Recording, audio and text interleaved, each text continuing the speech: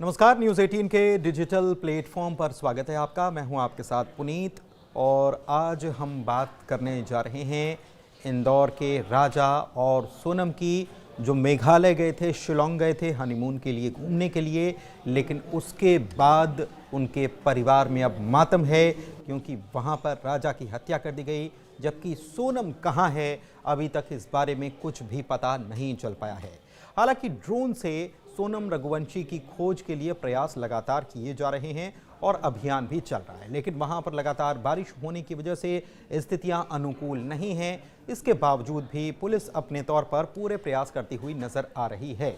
परिजनों की तरफ से इस मामले में 5 लाख रुपए का इनाम देने की घोषणा की गई है कि जो भी सोनम के बारे में कोई जानकारी देगा, उनकी बहू के बारे में कोई जानकारी देता है तो 5 लाख रुपए उसे इनाम के तौर पर दिए जाएंगे। परिजनों को ये उम्मीद है कि सोनम ठीक हो और जल्द ही वो लौट आए, लेकिन राजा के जाने से परिजनों का रो रो कर बुरा हाल है और स्थितियां घर में जो हैं वो मातम की बनी हुई हैं। कल राजा का अंतिम संस्कार किया गया था। परिजनों की तरफ से इस बारे में मांग की गई है कि इस मामले की जांच सीबीआई से कराई जानी चाहिए, क्योंकि जब राजा का अंतिम संस्कार किया गया तब वहां पर भी एक पोस्टर लगाया गया और उस पर लिखा था कि मैं मरा नहीं हूं, मुझे मारा गया है और मुझे इंसाफ चाहिए और सीबीआई से पूरे मामले की जांच कराई जानी चाहिए। लेकिन कुछ तथ्यों की बात करना यहाँ पर बहुत ज़रूरी है और उन्हीं तथ्यों का जिक्र या उन्हीं तथ्यों की चर्चा आज हम आपके साथ करने वाले हैं। मामला क्या है, अभी तक जो जो चीज़ें सामने आई है वो हम आपके सामने एक एक करके रखने वाले हैं, क्योंकि राजा की बॉडी जब मिली थी तो उनके हाथ मुट्ठी बंधी हुई थी, उनके हाथ जो है ऐसे जकड़े हुए थे। जब पुलिस की तरफ से उन्हें खोला गया तो उसमें से एक हैरान कर देने वाली चीज़ मिली है। जब मुट्ठी खोली गई तो उसमें से सफ़ेद रंग के कपड़े का टुकड़ा मिला है। अब ये कपड़े का टुकड़ा किसका है, इस बात की पड़ताल भी की जाएगी। फॉरेंसिक जांच के लिए ये सैंपल सब इकट्ठा किए गए हैं। हो सकता है कि राजा का किसी से संघर्ष हुआ हो जब उनके ऊपर हमला किया जा रहा था और इस दौरान उसके कपड़े का टुकड़ा उनके हाथ में आ गया हो। लेकिन ये कौन व्यक्ति था और कितने व्यक्ति थे, ये भी एक बड़ा सवाल है। इसके अलावा जो वहां पर घटनास्थल है, पुलिस ने जो बताया है उसके मुताबिक वहां पर एक फीमेल सफ़ेद रंग की शर्ट भी मिली है और कुछ ही दूरी पर एक फीमेल रेनकोट भी मिला है। लेकिन ये शर्ट या ये रेनकोट किसका है अभी ये भी साफ नहीं हो पाया है। साफ इसलिए नहीं हो पाया है क्योंकि अभी तक उसकी फॉरेंसिक जांच नहीं हुई है, इसलिए पुलिस अभी तक ये इस बात पर पुख्ता कहीं पर बात नहीं कह पा रही है कि ये है किसका। क्या ये सोनम के ही कपड़े हैं या फिर नहीं हैं? नहीं है तो ठीक, अगर सोनम के कपड़े हैं तो फिर भी कई सारे सवाल खड़े होते हैं। मसलन कि सोनम के अगर ये कपड़े हैं तो रेनकोट और शर्ट मिल जाती है, तो बाकी के कपड़े कहाँ हैं, ये भी एक सवाल उठता है। और सोनम किस हालत में उनको वहाँ से ले जाया गया, ये भी एक सवाल उठता है।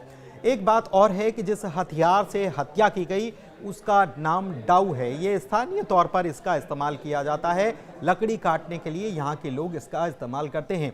इसमें एक नया तथ्य ये सामने आया है कि हर घर में अमूमन डाऊ होता है, क्योंकि वहाँ पर जंगली इलाका है, जंगल ज़्यादा है, तो वहाँ पर लकड़ी काटने के लिए इस डाऊ का इस्तेमाल हर व्यक्ति वहाँ पर करता हुआ नज़र आता है। लकड़ियाँ इकट्ठा करता है और फिर अपने रोज़मर्रा के कामों को वो निपटाता है, खाना पकाना और तमाम चीज़ें। लेकिन इसमें जो डाऊ इस्तेमाल किया गया वो नया डाऊ था, यानी कि एक नया हथियार था लकड़ी काटने का।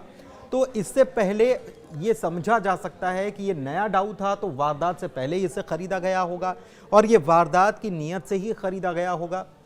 ये बात पुलिस को लग रही है, इस पर भी पुलिस जांच पड़ताल कर रही है। पुलिस का एक एंगल ये भी है कि ये लूट की घटना हो सकती है, जिन्होंने कुछ लुटेरे हो सकते हैं, डकैत हो सकते हैं जिन्होंने ये वारदात अंजाम दी हो, तो पुलिस इस एंगल पर भी जांच कर रही है। लेकिन स्थानीय लोग भी डाऊ का इस्तेमाल करते हैं, परंतु एक बात और है कि वो नया डाऊ बेहद कम खरीदते हैं, क्योंकि उनके पास जो पुराना बहुत वक्त से चला रहा है उसी का वो इस्तेमाल करते हैं, उसी को ठीक कराते हैं, या उसी में अगर धार कम हो गई तो धार कराकर उसी से काम चलाते हैं। तो ये बात साफ हो गई कि नया डाऊ जो खरीदा गया वो वारदात को अंजाम देने के लिए ही खरीदा गया। मौका वारदात पर ही हथियार भी मिल गया, तो ये भी सवाल खड़ा होता है कि मौका वारदात पर हथियार छोड़ा कैसे जाता? अमूमन क्या होता है कि कभी भी ऐसी घटनाएं जब होती हैं तो ये हिस्ट्री बताती है या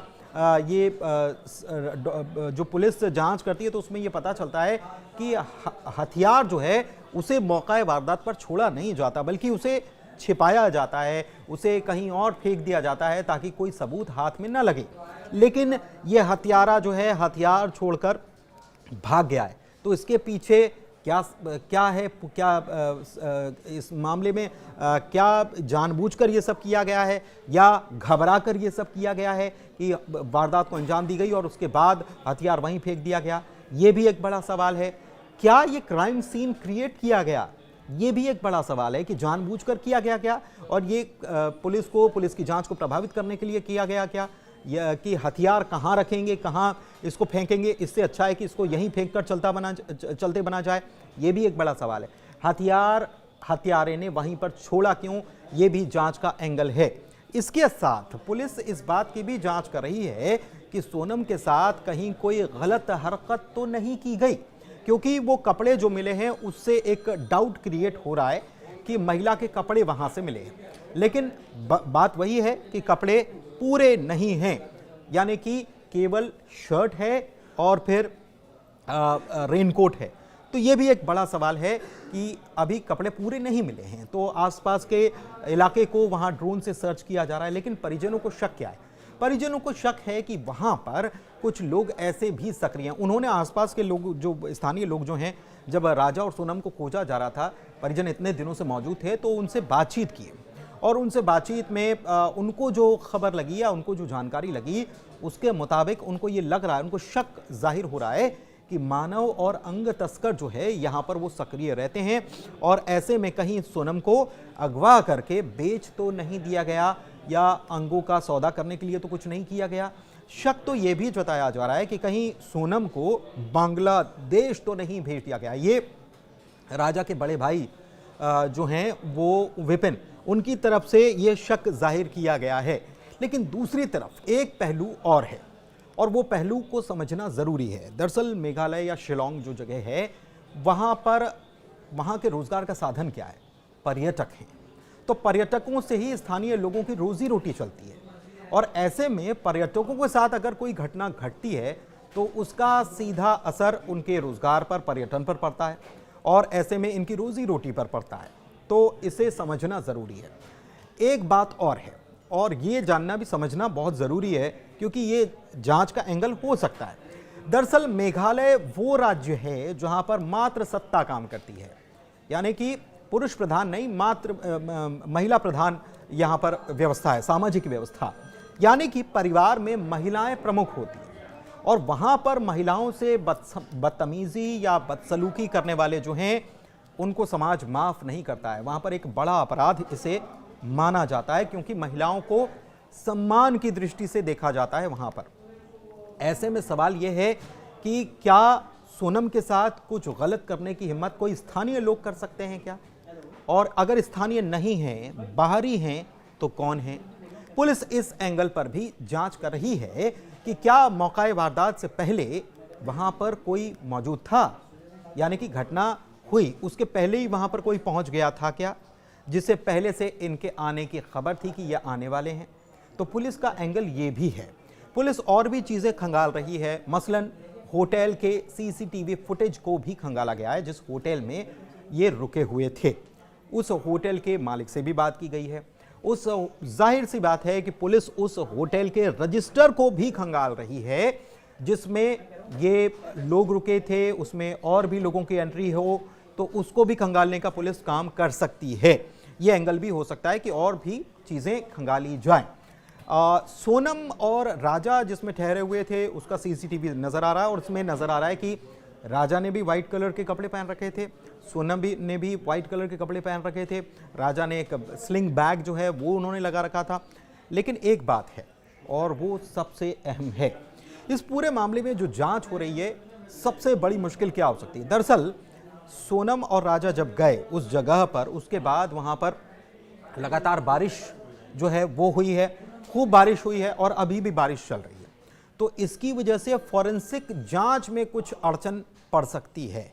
क्यों पड़ सकती है? क्योंकि ये तथ्य है कि लगातार बारिश होती है तो कई सबूत जो है उनके मिटने का खतरा बढ़ जाता है। मसलन खून के धब्बे हों वो धुल सकते हैं, डीएनए जो है वो वहाँ से जा सकता है और बहुत सारी चीज़ें जो हैं उनके मिटने का खतरा होता है। तो फॉरेंसिक ऐसे में ज़रूरी होता है कि जल्द से जल्द मौका वारदात से सबूत जो हैं उनको इकट्ठा कर लिया जाए, तुरंत उनके कब्जे में लेकर उसकी जांच की जाए, वरना ऐसा ना हो कि वो सबूत मिट जाएं। 36 घंटे के बाद, अब देखिए एक समस्या और है कि 36 घंटे ये लापता हुए, उसके 36 घंटे के बाद राजा और सोनम के लापता होने की खबर पुलिस को लगी थी और उसके बाद पुलिस ने जांच शुरू की, तलाशबीन शुरू की, खोज शुरू की और उसके बाद 2 तारीख को राजा के शव के मिलने की खबर सामने आती है। तो इस दौरान एक लंबा वक्त गुजर गया, बारिश वहाँ पर हो ही रही थी, तो एक फॉरेंसिक पहलू भी है जिसमें बड़ी समस्या हो सकती है इस मामले में जांच करने में। लेकिन एक बात और है कि 36 घंटे का वक्त कम नहीं होता है। जिसने भी इस वारदात को, अगर जब से ये लापता हुए और उसके बाद अगर उसी वक्त वारदात अंजाम दी गई तो जाहिर सी बात है कि पुलिस के पास जब तक ये केस पहुंचता और पुलिस जब तक जांच शुरू कर दी और उसके बाद फिर शव तक पहुंचने का मामला, क्योंकि पहले तो ये माना जा रहा था कि कहीं वो हादसे का शिकार तो नहीं हो गए, उसके बाद फिर पुलिस को जब हथियार वहां से मिला तब ये पता चला है कि ये तो हत्या का मामला है।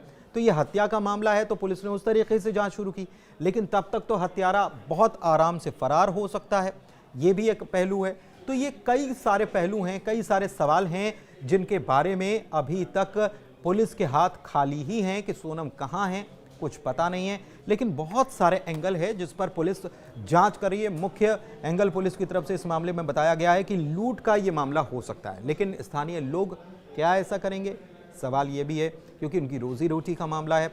इसके अलावा सवाल ये भी है कि नया डाउ जो खरीदा गया वो किसके द्वारा खरीदा गया, कहाँ से खरीदा गया। पुलिस इस एंगल पर भी जांच करेगी कि जो डाउ निर्माता हैं उनसे भी पता किया जाएगा कि कौन कौन आया था, कब खरीदा गया था, क्योंकि स्थानीय लोगों के पास तो डाउ पहले से होता है।